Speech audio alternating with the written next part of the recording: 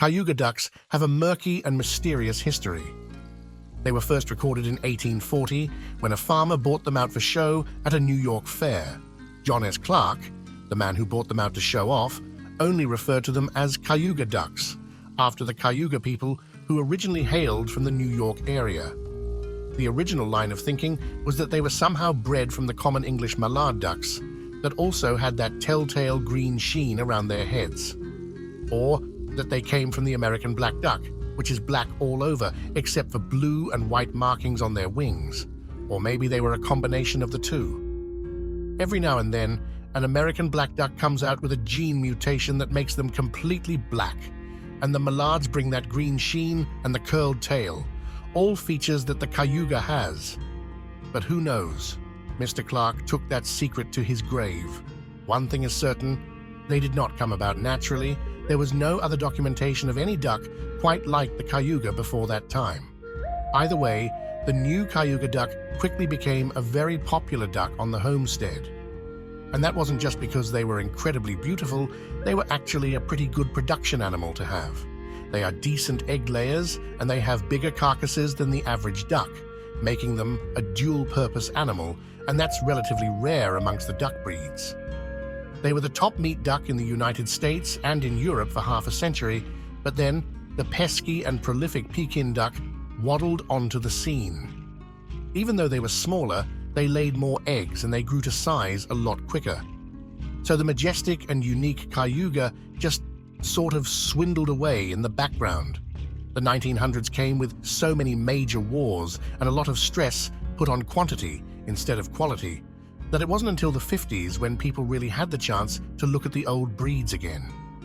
Luckily, their incredible beauty kept them on the fancy estates and in the hobby breeders' hot lists just enough to keep them off the critically endangered list, but their numbers weren't even close to what they once were. Today, they fall under the category of threatened, just a scotch above endangered, and they'll probably stay right in that spot for a long time. Not because it's hard to breed them or that people don't want Cayugas, it's mostly to keep their trade value high. If they're rare enough, then they'll always be worth a little more.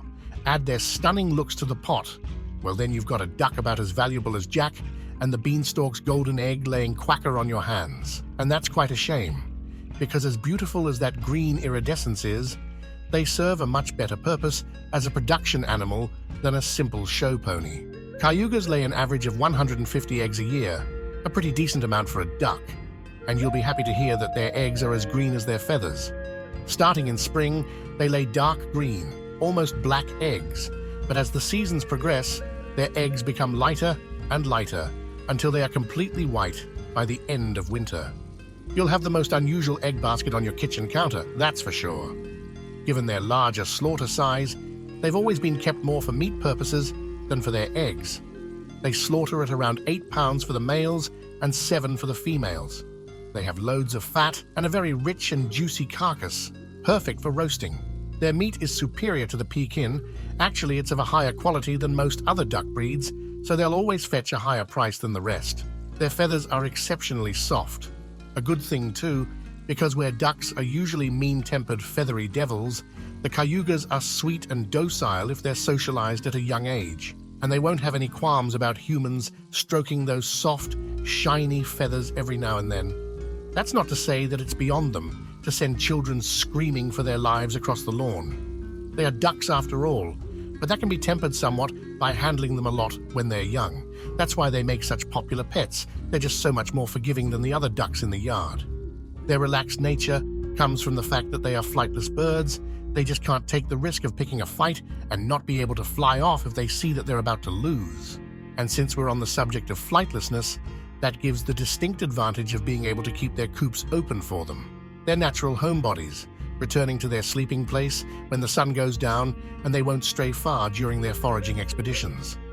If your yard is fenced, they won't be able to get out, and quite frankly, they probably won't want to stray too far from food and safety to bother looking for ways to escape.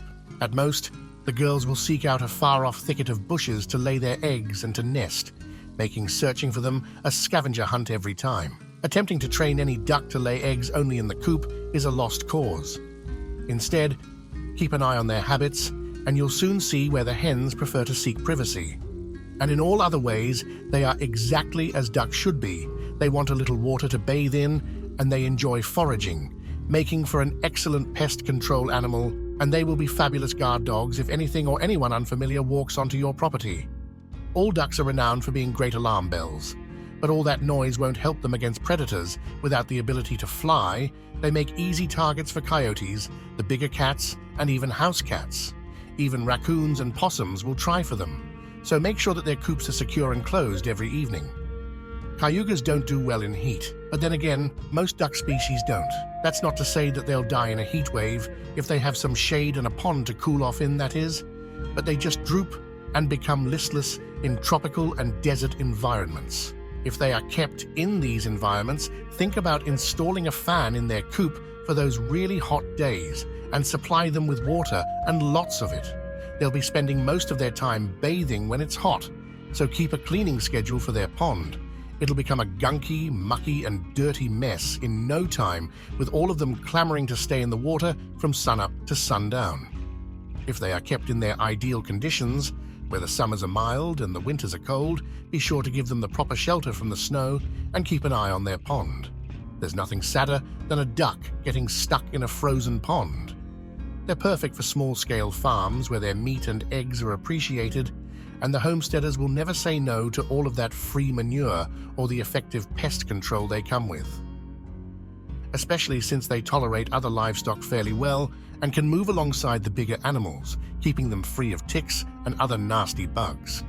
Ducks are an underrated farm animal, and they don't get nearly enough attention as it is. They bring everything that chickens do, with a little more fat and much more personality and much less disease and health issues.